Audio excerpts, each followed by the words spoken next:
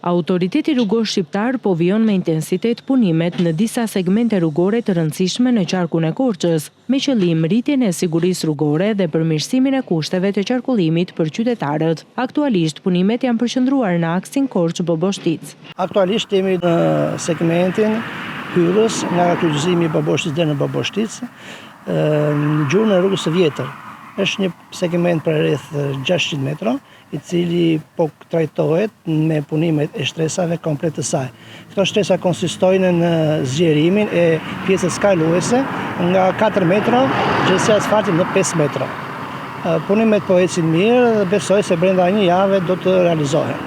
Zhamo bën me dije se punimet të tjera që përfshin ndërhyrje me asfaltobeton në zona me deformime të karrexhatës, ndërtimin e mureve mbrojtëse, si dhe masa sigurie për mbrojtjen nga rëshqitjet e dherave dhe rënja e gurve, janë kryer në segmente të ndryshme të qarkut. Në aksion rrugor Korçë-Boshkopoj, kur është ndërhyrë në riparimin e shtresave rrugore asfaltike, si dhe në ndërtimin e disa mureve mbajtës. Kemi aksin tjetër Leskovik, ora dogana 3 orave, ku dhe në këtë segment me gjatësi 13 km është punuar për rehabilitimin e shtresave asfaltike ku kishte dëmtime dhe çedime. Tjetër punim mund përmendim aksin Korçë-Qafqari me gjatësi 14 km ku është kryer vizimi horizontal.